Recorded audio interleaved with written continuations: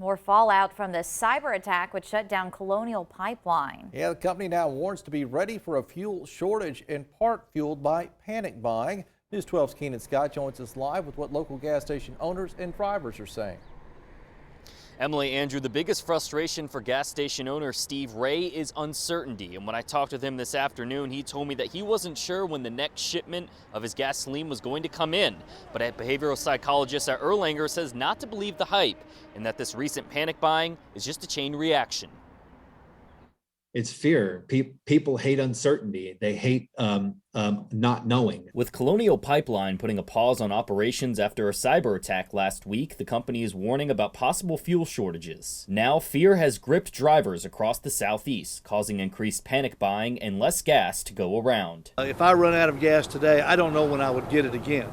So, it is such a fluid situation. Despite the uncertainty, Steve Ray with Midnight Oil urges drivers not to panic buy, saying that he expects gas to return to normal by the end of the week. We put a stop to the can sales today. People were coming in and loading, trying to buy, 5 and 10 cans worth of gasoline. They're just hoarding it. And that's the worst thing that can happen. I think it's going to be Thursday. So 2 more days of this, then I think everything will get back to normal. Adam Barkaloo, a behavioral psychologist with Erlanger, says that panic buying is a chain reaction of sorts, citing similar behavior with the toilet paper shortage during the early days of the pandemic. If I see you at the pump and there's 4 cars behind you, I'll tend to be the 5th.